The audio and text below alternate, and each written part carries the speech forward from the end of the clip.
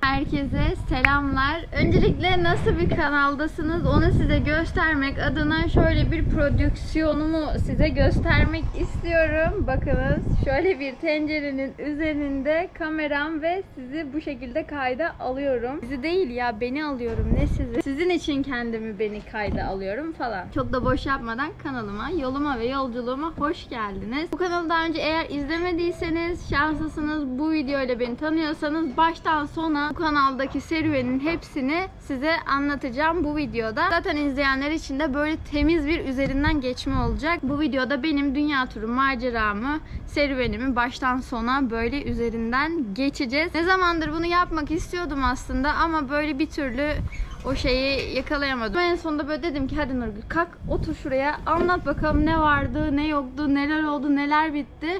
Çünkü bu dünya turu yolculuğuna başladığımdan beri 2,5 yıl, neredeyse 3 yıla falan yaklaşıyor. 3 yıldır ben dünya turundayım. Serüvenimi devam ettiriyorum. Şu anda neredesin diye sorarsanız burası bir hostel.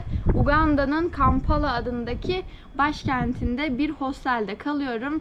Ve oradan da böyle bir prodüksiyonla işte size şey yapıyorum. Ne yapıyorum? Videomu çekiyorum ve konuşuyorum, anlatıyorum. Şöyle başlayayım. Bu yolculuk nereden geldi? Nasıl başladı? Yani bu olaylardan öncesinde Nurgül kimdi, neydi ve ne yapıyordu?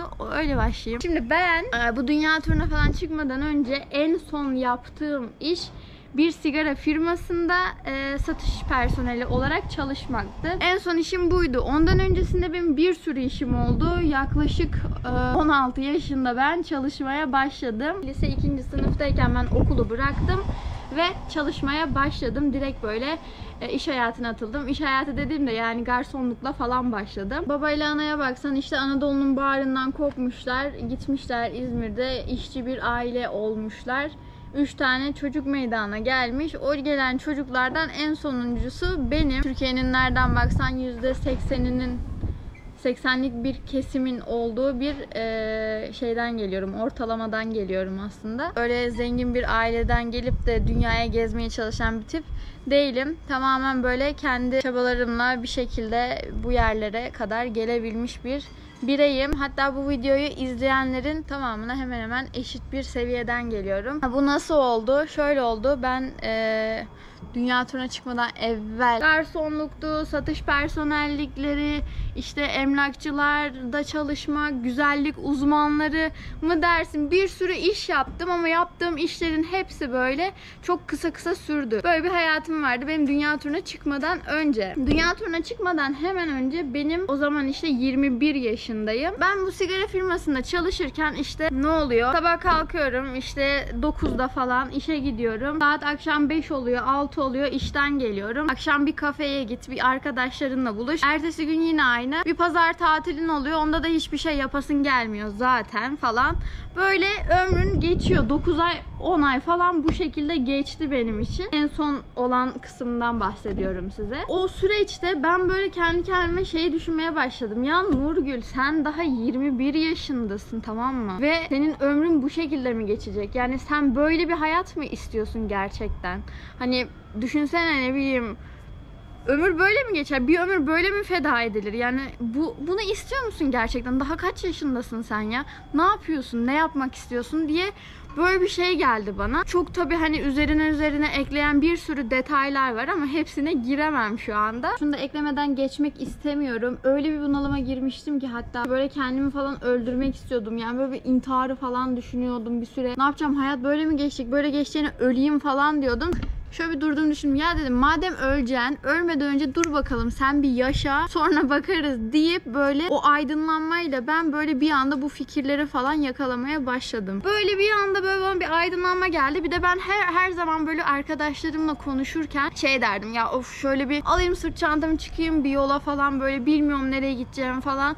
Böyle bir şeyim vardı. Her zaman bir kafamda böyle bir hava vardı ama öylesine söylerdim. Hiç benim öncesinde bu aydınlanma falan gelmeden önce, yani o en son sigara firmasında çalıştığım müddetçe o sürekli böyle hayatımın bir rutine bağlanmasıyla falan böyle bana daralma gelmesiyle, Nurgül hayatı böyle mi yaşamak istiyorsun dememle falan böyle bir anda aklıma bu dünya turu fikri girdi. O da nasıl girdi? Ben YouTube videoları izliyordum. YouTube'dan işte böyle gezginlerin videolarını falan izliyordum. Arkadaşım, canım Memom, Değişik Yollarda, Yırtık Pantolon, Emre Dümüş, Yağmur falan, bunları izlerken ben bu kararı verdim. Nasıl olabileceğini az buçuk bu YouTube videolarından izleyip öğrenip ben dedim kararımı verdim, gidiyorum dedim.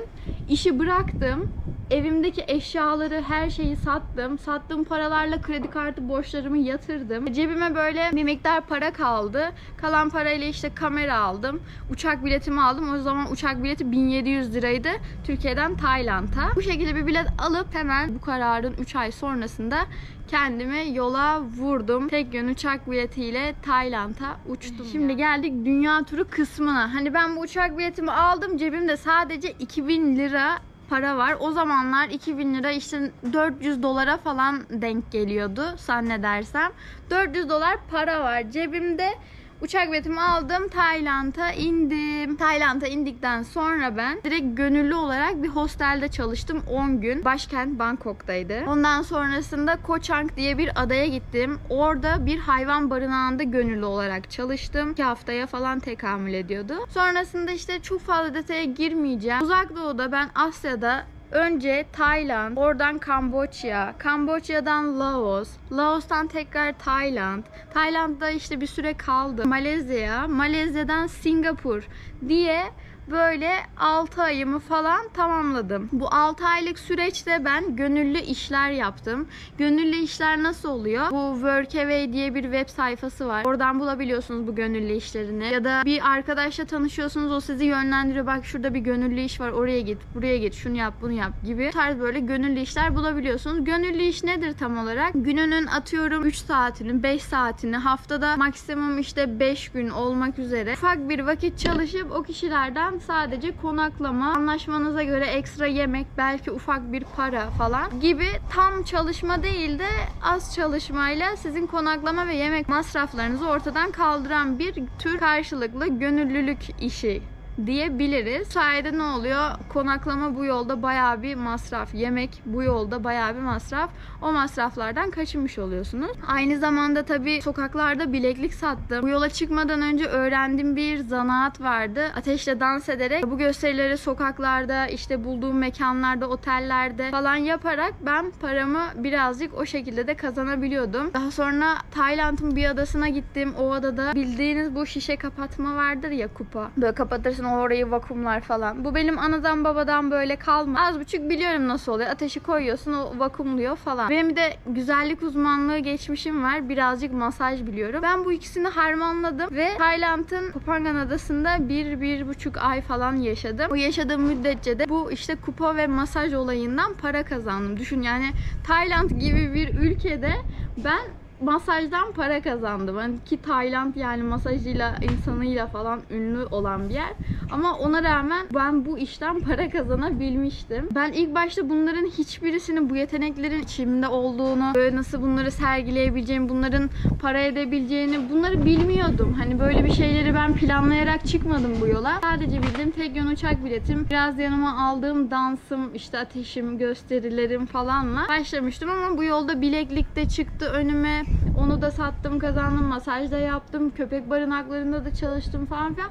Bir şekilde o yol aktı gitti. İnsanların destekleri oldu aynı zamanda. Ailem, benim böyle bir yola çıktığımı duyan çevremdeki arkadaşlarım, akrabalarım, ne bileyim sonradan beni takip etmeye başlayan insanlar böyle bir yolculukta olduğumu görünce beni desteklemek istediler ve bu şekilde ben böyle bir 6-7 ay Uzak Doğu'da bir yolculuk gerçekleştirdim. Uzak Doğu'daki yolculuğumun bitmesinin sebebi maalesef koronadan dolayıydı. En son Singapur'dan Fiji adalarına uçtum. Bu konuya Şu an gelmeyeceğim. Başka bir videoda anlatacağım. Bu konu çok merak ediliyor. Fiji adalarında başıma gelenler ve o uzak doğudaki dünya turu, ilk çıktığım o yolculuğun sonlanması, Türkiye'ye dönerek yani durması. Böyle 6-7 ay uzak doğuda gezdikten sonra Türkiye'ye döndüm. Korona başladı. İnsanlar karamsar, dünya ne olacak bilinmiyor. Böyle bir şekilde 9 ay falan ben Türkiye'de kaldım. Bu süreçte, kaldığım süreçte bir otelde çalıştım. Çalıştığım otelde kazandığım, biriktirdiğim parayla bu sefer de Balkanlara yolculuğa çıktım. Yaklaşık Balkanlardaki yolculuğum da 3 ay sürdü. Tabii bu süreçte hani hepsini ben YouTube'a video olarak kaydediyorum falan. Ama hani YouTube'dan böyle net bir gelir elde edemedim. Bu süreçte ne yaptım? YouTube'a sadece videolar çektim, paylaştım. Hep kendim çabalarımla veya çevremin bana yaptığı desteklerle bu yolculukları gerçekleştirebildim. Bir de benim ayrıca Balkanlarda kameram çalındı ya da artık kayboldu. Nasıl oldu bilmiyorum. Bir yerde bıraktım galiba ve daha sonra o geçtiğim yerlere baktığımda kamerayı bulamadım. Böylelikle bir kameramı kaybettim. Bu yüzden de ben birazcık böyle Türkiye'ye döndüm. Ne yapacağımı bilmiyorum. Param yeterli değil. Yeni bir kamera alsam ne yapsam? YouTube'a devam mı edeyim, bırakayım mı? Tam böyle bir boşluğa düştüm. Türkiye'de kendimi böyle bir kampa kapattım. Yaklaşık böyle 3 ay, 4 ay falan orada kaldım. Kamp alanında. Böyle bir süremi geçirdim. Olan paramı orada bitirdim yani. Çünkü böyle bir şeye ihtiyacım vardı. Kendimi hiç iyi hissetmiyordum. Ne yapacağımı bilmiyordum. YouTube'dan soğumuştum. Bunu yapmak istiyor muyum, istemiyor muyum bilmiyorum. Gezmek istiyor muyum, istemiyor muyum bilmiyorum. Gezmedim, video paylaşmadım. Bu süreçte de işte gelir elde edemedim. Böyle bir şey denedim. Böyle toplu bir bileklik aldım ve çıktım Antalya'da Konyaaltı sahilinde böyle bileklik sattım 3-5 gün. Ama Antalya o kadar sıcak ki o güneşin bağrında kavruldum.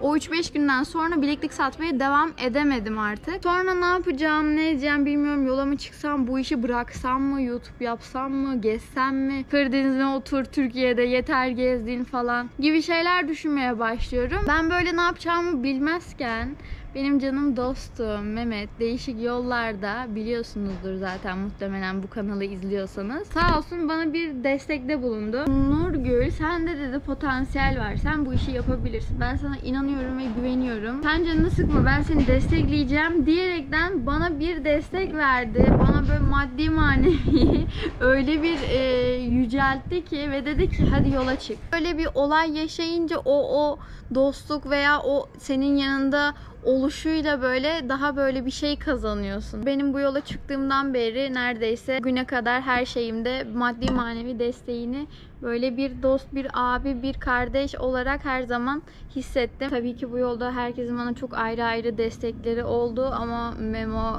kraldır. Buradan ne kadar teşekkür etsem, sadece Memo'ya değil hepinize ne kadar teşekkür etsem azdır. Kelimeler kifayetsiz. Cidden cümlenize gerçekten çok çok teşekkür ederim. Kalpten, gönülden, sevgiyle. Böyle bir destekle beni bir şekilde İran'a gönderdi. Hadi git gez falan diye. İran'da gezdiğim müddetçe işte tabii ki YouTube artık kendine gelmeye başladı. Kazandırmaya başladı.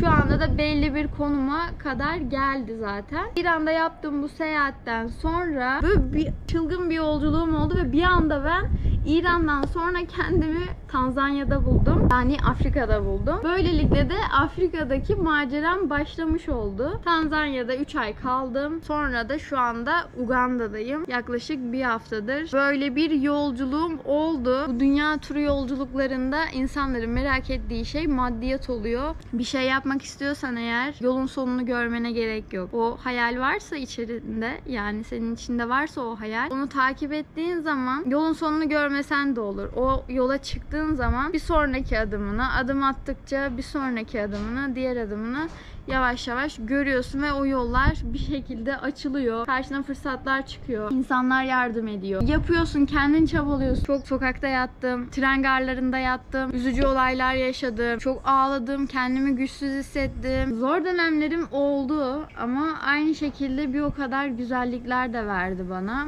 Ya bu bir denge. Her ne kadar alıyorsa o kadar veriyor ya da sen her ne kadar veriyorsan o kadar da alabiliyorsun. Böyle bir denge var. Ne konuştum be? Bir de mesela böyle insanlar bana bazen mesaj atıyorlar böyle İşte Nurgül şu var, bu var, şu yüzden çıkamam, bunu yapamam, şu yüzden olmaz, bu yüzden olmaz. Sen iyi yapıyorsun, tebrikler, sen yap, biz izliyoruz. Bu mesela bu tarz mesajları alıyorum. Şunu söylemek istiyorum, hiçbir şeyin bahanesi yok. Yani mesela dil bilmiyorum, ben bu yola çıkamam, bir şey yapamam diyen insanlar var. Bir şey söyleyeceğim. Ben bu yola çıktığımda hiç İngilizce bilmiyordum. Sadece böyle how are you, ne var you falandı. Bu yolda bak 2 yıldır, 2,5 yıldır, işte 3 yıldır falan geziyorum. Hala da İngilizcem hiç hoş değil yani. Dil bilmeden de gezebiliniyor yani. Ve ta bugünlere buralara kaç ülke geçtim de geldim. Hani şey de demiyorum yani, herkes bu dünya turuna çıksın, herkes işte şey yapsın. Benim aslında söylemeyi istediğim şey hayallerinizi takip etmeniz. Herkes çıkıp dünyaya gezsin demiyorum. Herkesin harcı değil ya da yapmayı istediği bir şey olmayabilir. Benim söylemeye çalıştığım şey aslında hayallerinizi ne pahasına olursa olsun takip etmeniz. Çünkü o hayallerin size verilmesinin bir sebebi var. Yani orada bir şey var. Orada onu aldığınız zaman bu dünyaya da verebileceğiniz bir şeyler var. Ara ara bu videoları çekip sorularınıza cevaplar olmaya çalışmayı istiyorum. Dünya turu serüvenim 6 ay Uzak Doğu, 3 ay Balkanlar, Orta Doğu ve Afrika'da şu anda 3,5 ay olmak üzere dünya civarında yolculuklarım oluyor. O zaman şimdilik bu kadar olsun. Diğer videolarımda görüşürüz. Hayallerinizin peşinden gidin. Bazen oluyor, yoruluyorsunuz. Bazen canınız çok yanıyor. Bazen bırakmak istiyorsunuz. Bazen diyorsunuz ki bu benim harcım değil ki. Ben mi yapacağım bunu? Ben mi yapabileceğim? Gibi böyle güvensizlikleriniz olabiliyor. Yani nice şeyler oluyor. Sadece kalbinizin sesini ve hayallerinizin yolunu izleyin. Kalbimin sesini dinlemediğim zamanlardan biliyorum. O size gerçekten yolunuzu gösterecektir. İnanın ve sevgiyle, en önemlisi sevgiyle o yolu yürüyün. Bu video buraya kadar olsun o zaman. Diğer videolarımda görüşmek üzere. Kendinize çok iyi bakın ve hoşça kalın.